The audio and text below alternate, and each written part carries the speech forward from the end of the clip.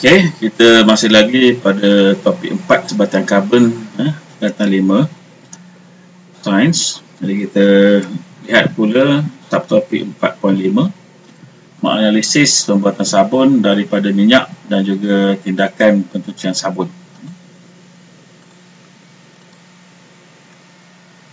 Okey, dalam proses pembuatan sabun, yang pertama kamu kena ingat istilah proses pembuatan sabun ini ialah saponifikasi.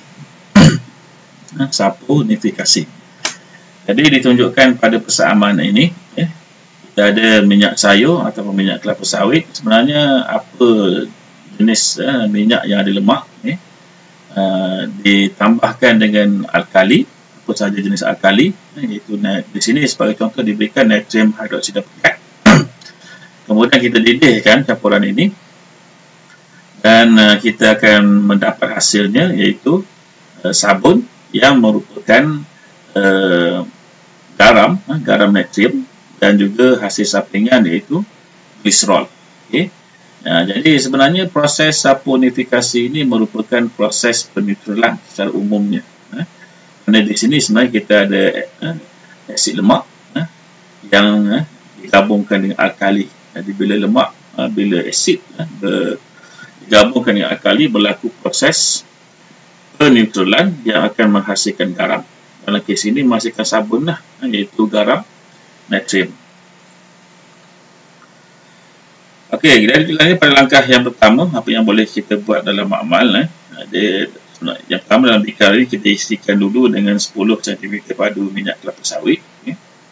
Kemudian kita gunakan rod kaca untuk kita masukkan 50 cm padu natrium hidroksida yang dituang ke dalam minyak kelapa sawit. Tujuan kita menggunakan rod kaca ini supaya larutan natrium hidroksida ini masuk dengan perlahan-lahan, sedikit demi sedikit.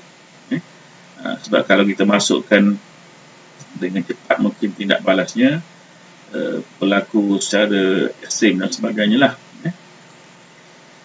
Okey, kemudian pada langkah 2, kita panaskan, kita didihkan campuran ini.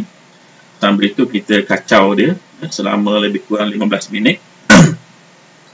Kita kacau sebenarnya untuk menyeragamkan proses pemanasan ini supaya semua bahagian larutan tersebut terlibat dalam proses pemanasan tadi. Okey, langkah 3, larutan natrium klorida ditambah ke dalam campuran tadi sebanyak 50. Kemudian sebanyak 50 cm padu air suling dituangkan ke dalam campuran dan dikacau. Dan natrium klorida ini adalah nama lain untuk garam biasa, garam yang kita gunakan untuk masak di rumah. Okey, kemudian pada langkah 4 kita akan turaskan campuran tadi.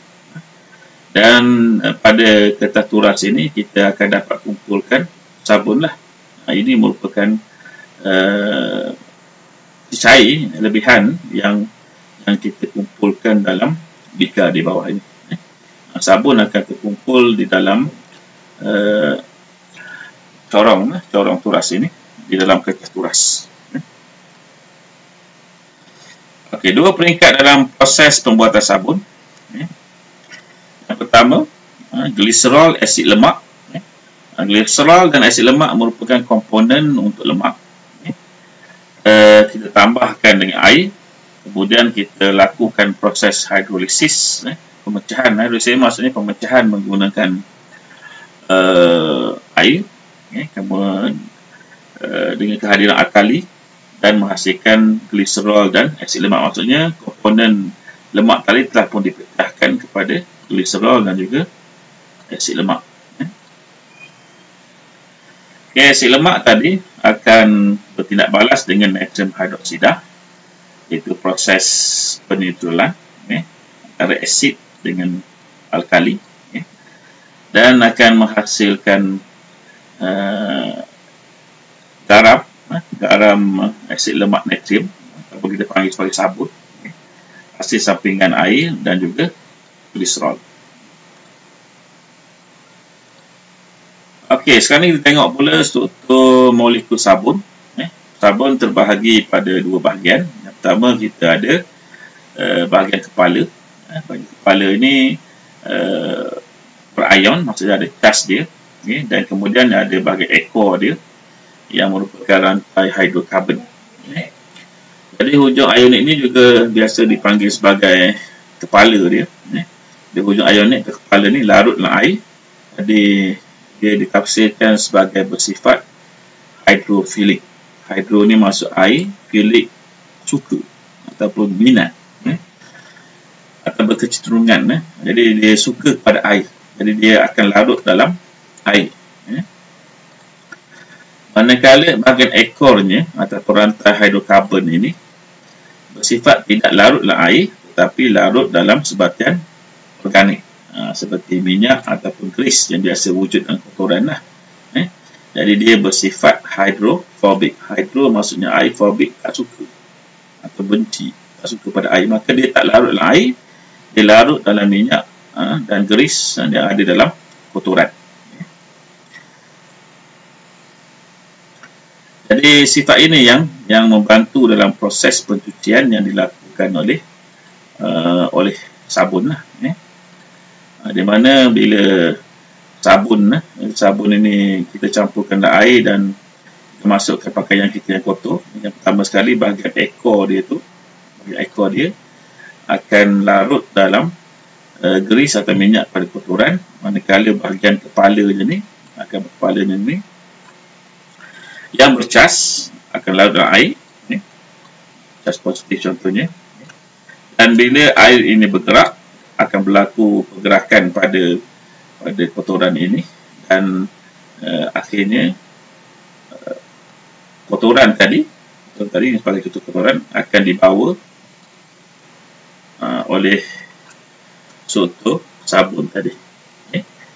Jadi secara penerangannya dilihat di sini, hujung ionik akan larut dalam air bahagian kepala ini. Hujung hidrokarbon tidak larut dalam air, hujung hidrokarbon larut dalam minyak atau grease. Dan tindakan pencucian dan penggosokan akan memecahkan molekul minyak atau grease menjadi titisan kecil. Yang pentingnya air ini mesti bergerak. Sebagai contoh, dalam mesin basuh, kita tak gunakan tangan untuk menyental, tapi air tersebut dipusingkan oleh mesin basuh. Itu yang menyebabkan berlaku pergerakan itu, yang menyebabkan suatu sabun ini dapat mengeluarkan kotoran daripada pakaian kita. Maaf, video ni tak berfungsi. Jadi itu untuk subtopik ini. Assalamualaikum warahmatullahi wabarakatuh.